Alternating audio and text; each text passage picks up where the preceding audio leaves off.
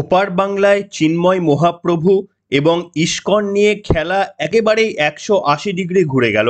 কিন্তু এই ঘোরার পেছনে কারণ কি, আজকের পর্বে যেমন বিশ্লেষণ করব, ঠিক তেমনি আবার পরিস্থিতি ক্রমশই এতটাই জটিল থেকে জটিলতর হচ্ছে। ওপার বাংলার প্রশাসন যদি তাদের সর্বশক্তি প্রয়োগ করে রাজনৈতিক স্বার্থ সিদ্ধির জন্য এবং একটা মৌলবাদী রাষ্ট্রে পরিণত হওয়ার জন্য সংখ্যালঘুদের ওপর অত্যাচার করব, এই মানসিকতা যদি তারা নিয়ে চলে, তাহলে ঠিক তার পাশের দেশ ভারতবর্ষে, বিশেষ করে পশ্চিম বাংলায় যে ধরনের হিন্দুদের গণ অভ্যুত্থান হয়েছে, তা ইউনূস প্রশাসনের রাতের ঘুম কেড়ে নিতে বাধ্য। আজকের পর্বেই সেই ছবি আপনাদের সামনে অবশ্যই দেখাবো যে কলকাতার প্রতিবাদের চেহারাটা এমন একটা জায়গায় পৌঁছেছে, ওপার বাংলার মৌলবাদীদের যেমন হাঁটু কাঁপা শুরু হতে পারে একদিকে, অন্যদিকে সংখ্যালঘু যারা ভাইয়েরা রয়েছেন তারা অন্তত মনের জোর পাবেন এই লড়াইয়ে তারা একা নেই, তাদের সঙ্গী রয়েছে গোটা পৃথিবীর সকল হিন্দুরা তাদের পাশে রয়েছে যতক্ষণ তারা ন্যায়ের পথে রইবে।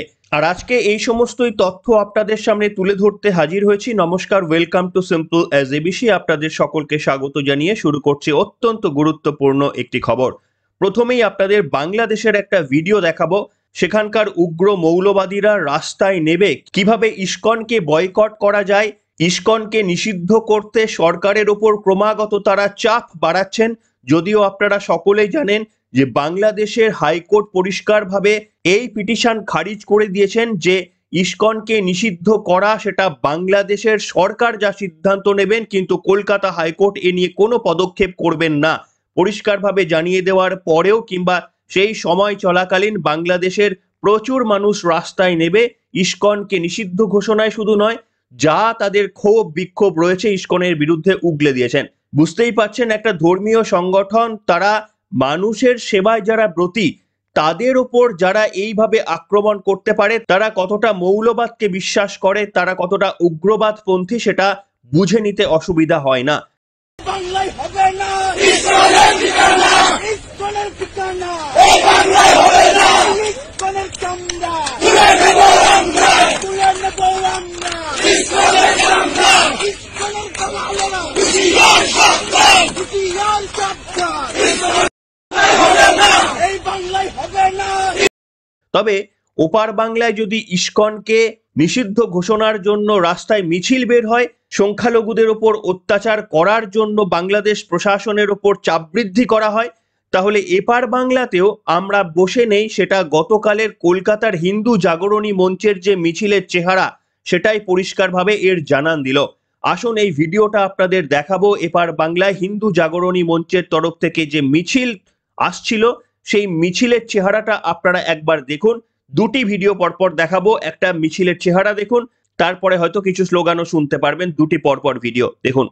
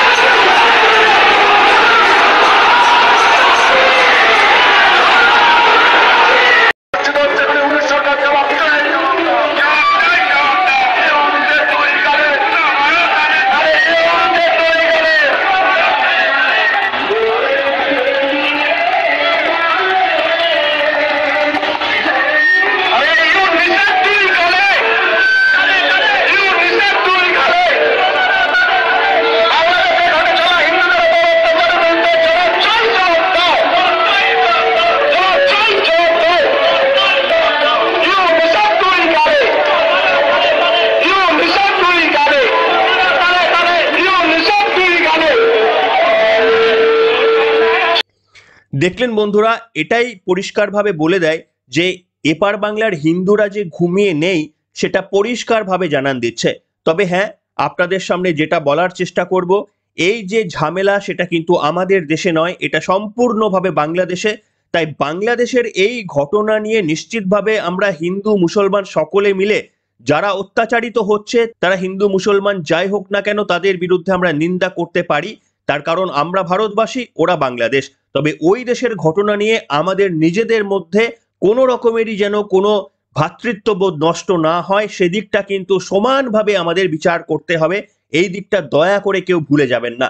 যাই হোক, এবার আপনাদের সামনে যেটা বলার জন্য আজকে আমি এসেছি, এই যে ইসকনকে নিষিদ্ধ করার জন্য বাংলাদেশের উগ্রপন্থারা তারা রাস্তায় নামছেন, মিছিল করছেন, এমনকি বিভিন্ন ইসকনের সংগঠনের ওপর অযাচিতভাবে তারা হামলা করছেন, বাংলাদেশের প্রশাসন সবকিছু জেনেও নিষ্ক্রিয়ভাবে বসে রয়েছে, তখন আপনাদের জানাতে চাইবো বা দেখাতে চাইবো এই যে চিন্ময় মহাপ্রভু, তাকে নিয়ে ওপার বাংলার সংখ্যালঘু হিন্দু সম্প্রদায়ের মানুষরা স্বপ্ন দেখতে শুরু করেছেন, নিজেদের ভিটে মাটি বোধহয় বাঁচানো যাবে।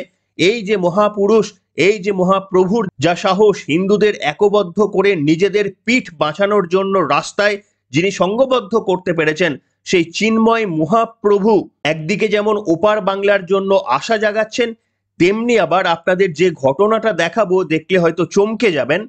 বাংলাদেশের ইসকনের তরফ থেকে এই ঝুট ঝামেলাকে এড়ানোর জন্য চিন্ময় মহাপ্রভুকে আগেই ছেঁটে ফেলা হয়েছিল ইসকনের থেকে, এবং তার করা কোনো মন্তব্য যে ইসকনের মন্তব্য নয়, তার ব্যক্তিগত মন্তব্য, গতকাল সেটা পরিষ্কারভাবে জানিয়ে দিয়েছে বাংলাদেশের ইসকন দপ্তর। তাহলে কি বাংলাদেশের ইসকন মৌলবাদীদের চাপে পড়ে তারাও ভয় পেতে শুরু করেছে? আজকে চিন্ময় মহাপ্রভুকে দেখে সে দেশের যে হাজারো হাজারো লাখো লাখো হিন্দুরা একজোট হয়েছেন, সেই চিন্ময় মহাপ্রভুকে এই মুহূর্তে ছেঁটে ফেলাটা ইসকন থেকে কি অত্যন্তই প্রয়োজন ছিল? এই প্রশ্নটা করলাম। এই বক্তব্যটা শুনুন ওপার বাংলার ইসকনের তরফ থেকে। কয়েকদিন আগে চিন্ময় মহাপ্রভুকে ছেঁটে ফেলা হয়েছিল এবং সিদ্ধান্ত নেওয়া হয়েছে তার একান্ত ব্যক্তিগত মতামত, এর সঙ্গে ইসকনের কোনো সম্পর্ক নেই। কি বলেছেন ইসকনের মহারাজ ওপার বাংলার, শুনুন। চিন্ময় কৃষ্ণ দাস, চন্দন কুমার ধর ইসকন বাংলাদেশের মুখপাত্র নন, তাই তার বক্তব্য সম্পূর্ণ তার ব্যক্তিগত। অতএব নীরাজ গৌর দাস, স্বতন্ত্র গৌর দাস ও চিন্ময় কৃষ্ণ দাসের বক্তব্য এবং কৃতকর্মের জন্য ইসকন বাংলাদেশ কোনোভাবেই দায়ী নয়। শুনলেন বন্ধুরা, জানি না কোন শক্তির কাছে তিনি মাথা নত করলেন। কেন চিন্ময় মহাপ্রভুকে ছেঁটে ফেলা হলো, কেন চিন্ময় মহাপ্রভুর বক্তব্যকে নিজের বক্তব্য বলে চালানো হচ্ছে, এর সঙ্গে কেন ইসকনের কোনো সম্পর্ক নেই, এই প্রসঙ্গেই আজকে অনেক তথ্য আপনাদের সামনে দেব। আশা করি আপনারা শুনতে আগ্রহী হবেন। প্রথমেই আপনাদের জানাতে চাইবো যে এই চিন্ময় মহারাজের সঙ্গে ইসকনের কি সম্পর্ক। না, চট্টগ্রামের হাটহাজারীর পুণ্ডরিক ধামের অধ্যক্ষ হচ্ছেন এই চিন্ময় কৃষ্ণ দাস। সম্প্রতি হিন্দুদের ওপর বাংলাদেশে যা অত্যাচার হচ্ছে সেই নিয়ে বাংলাদেশের সনাতনী জাগরণ একটি জোট তৈরি হয়েছিল। সেই জোটের প্রধান মুখপাত্র হিসাবে দায়িত্বভার গ্রহণ করেছিলেন এই চিন্ময় মহারাজ। চিন্ময় কৃষ্ণ দাসের আসল নাম হচ্ছে চন্দন কুমার ধর, যে নামটি আপনারা ওই আগের বক্তব্যে শুনলেন।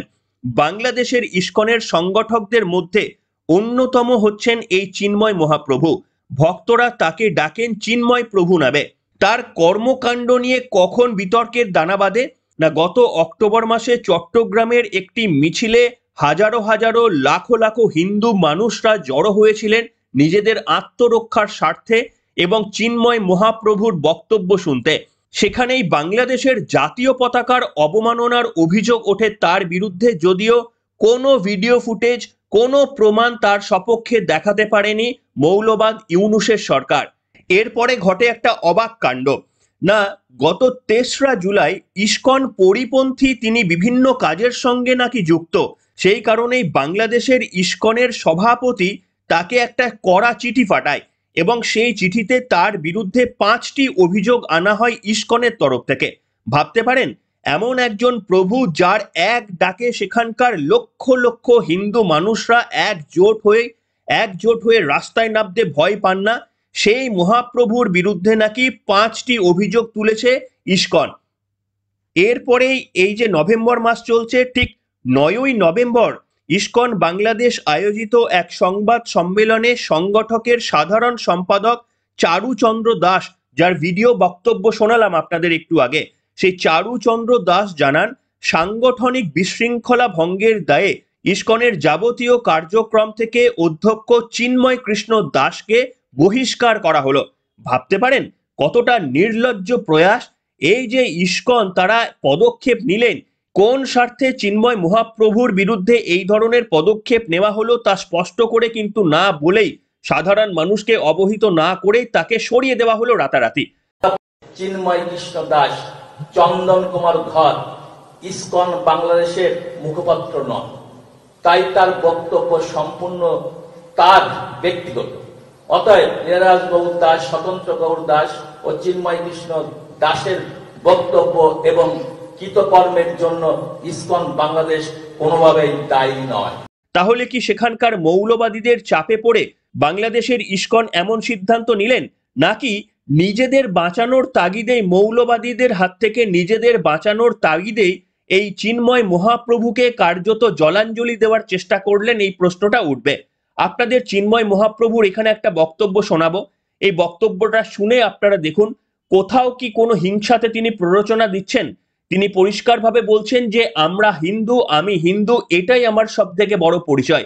তবে কোনো রকমের প্ররোচনায় পা দেবেন না, এমনকি সোশ্যাল মিডিয়া থেকেও প্ররোচনায় যেন না ছড়ায় তার জন্য তিনি সাধারণ মানুষকে সংযত করছেন।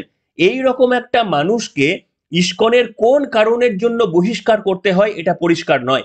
একটা বক্তব্য শোনাবো এই চিন্ময় মহাপ্রভুর, আপনারা শুনে দেখুন তো এই মানুষটি যার কথায় লক্ষ লক্ষ হিন্দুরা একজোট হতে পারে, সেই মানুষটিকে তাড়িয়ে দেওয়া ইসকন থেকে কি যুক্তিসঙ্গত ছিল? শুনুন এই বক্তব্যটি। আমরা হিন্দু, এই হবে আমার পরিচয়। আমরা আর্যপুত্র, আমরা ঋষি সন্তান, এই হবে আমার পরিচয়। দয়া করে সকলে ঐক্যবদ্ধ থাকবেন। অনলাইনে কেউ কোনো উস্কানিমূলক কর্মকাণ্ডে পা দেবেন না, কোনো উস্কানিমূলক কর্মকাণ্ডে পা দেবেন না, আর কোন অপরিচিত ব্যক্তিকে অনলাইনে বন্ধু বানাবেন না। দয়া করে আপনাদেরকে অনুরোধ করব, আপনারা ঐক্যবদ্ধভাবে আমাদেরকে সহযোগিতা করুন। আমাদের সঙ্গে আপনারা থাকবেন কিনা? আপনারা আমাদের কর্মকাণ্ডে যুক্ত থাকবেন কিনা?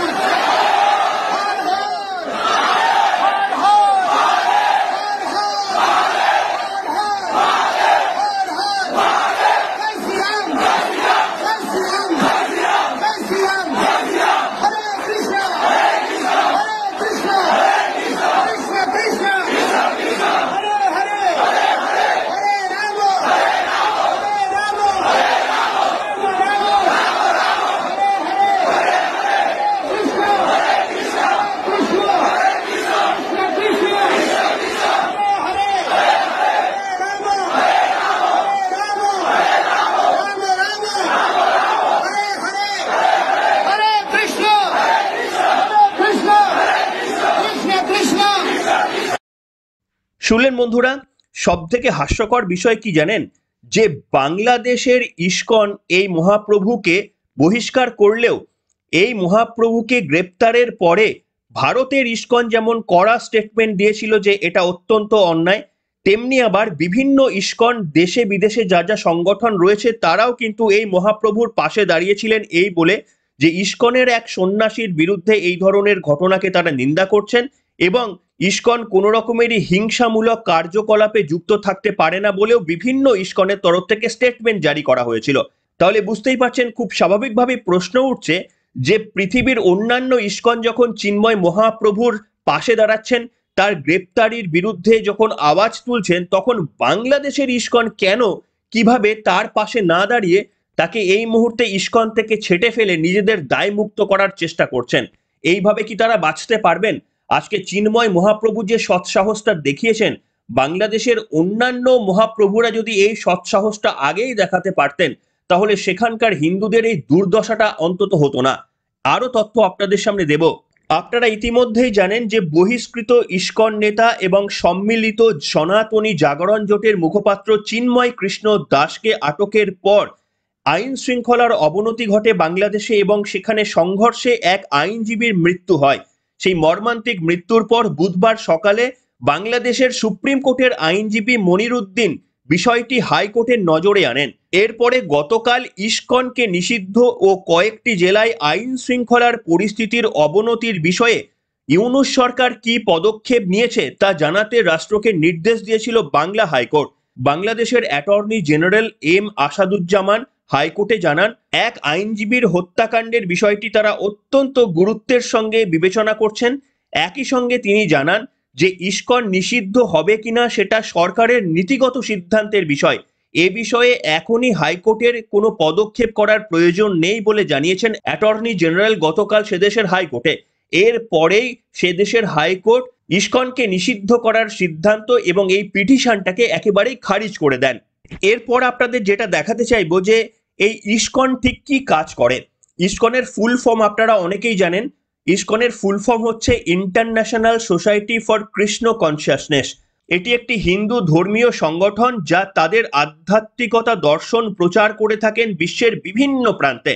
আপনাদের একটা ভিডিও দেখাতে চাইবো। এই ভিডিওটি বাংলাদেশের অগাস্ট মাসে। আপনারা জানেন বাংলাদেশের অগাস্ট মাস নাগাদ একটা বিরাট বন্যা এসেছিল। প্রত্যেক বছরই বাংলাদেশে যে ধরনের প্রাকৃতিক বিপর্যয় হয়, সেই গরিব একটা দেশ তারা অর্ধেক বেলা না খেতে পেয়েই মারা যায়। সেই রকম বাংলাদেশের মানুষদের পাশে কিভাবে ইসকন দাঁড়িয়েছিল একটা ভিডিওই আপনাদের সামনে দেখানোর চেষ্টা করছি। এই যে ভিডিওটা দেখছেন, এটা এবারের আগস্ট মাসের বাংলার বন্যা বিধ্বস্ত এলাকায় কিভাবে সাধারণ মুসলিম পরিবারের কাছে ত্রাণ পৌঁছে দিয়েছিল ইসকন, তার একটা চিত্র। আসুন ভিডিওটা আপনারা দেখুন। সবাই পাবেন খাবার জন্য, সবাই কতটা অস্থির হয়ে আছে।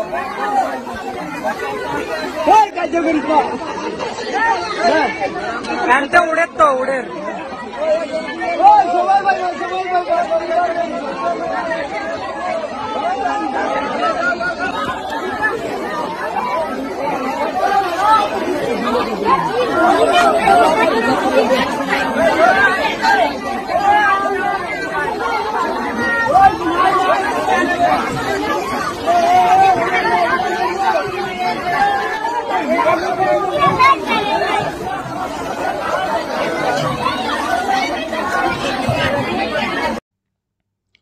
দেখলেন বন্ধুরা, যখন বাংলাদেশের সাধারণ মানুষেরা বিপদে পড়েন তখন তিনি কোন ধর্মের সেটা দেখার প্রয়োজন বোধ করেন না ইসকন।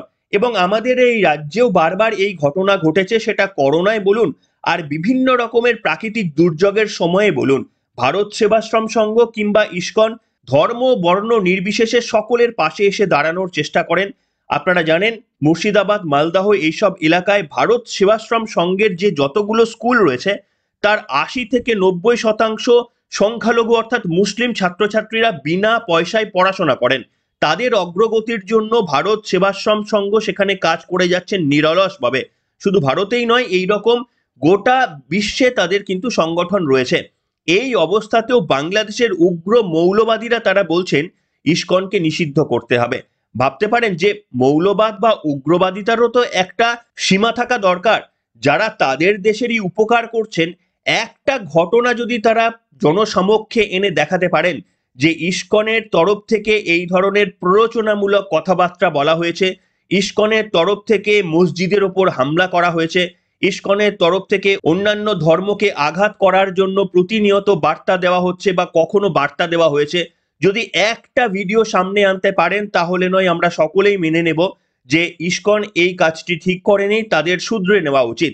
কিন্তু সেখানকার মৌলবাদীরা একটা ভিডিও প্রমাণ আজকালকার সোশ্যাল মিডিয়ায় একটা প্রমাণ না দিয়ে শুধুমাত্র ইসকনকে নিষিদ্ধ ঘোষণা করতে হবে, ইসকন আমাদের শত্রু, বাংলাদেশের শত্রু ইসকন, এইভাবে যে লাগাতার অপপ্রচার তারা করছে, এটা মৌলবাদিতার নিদর্শন ছাড়া আর কিছুই নয়। এবং আমরা বিশ্বাস করি যদি নিরপেক্ষভাবে প্রশাসন চালাতে পারতেন তাহলে সেখানকার উগ্রবাদীরা এতটা উগ্র হওয়ার সুযোগ পেতেন না। আসলে উদ্দেশ্য হচ্ছে সেখানকার সংখ্যালঘু মানুষদের নিপীড়িত করা, এতটাই নিপীড়ন তাদের মধ্যে করতে হবে যে তারা যেন দেশ ছেড়ে পালিয়ে যেতে পারে, তারপর তাদের ফেলে যাওয়া সম্পত্তির ভোগ দখল করা, এই হচ্ছে মূল উদ্দেশ্য।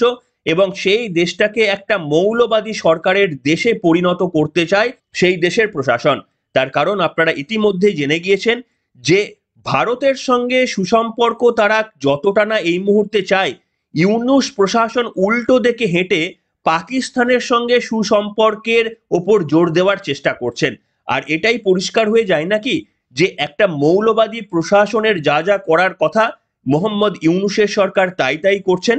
কি বলবেন বন্ধুরা, অনেক তথ্য আমাদের কাছে রয়েছে কিন্তু একটা পর্বে তো এত তথ্য দেওয়া যাবে না।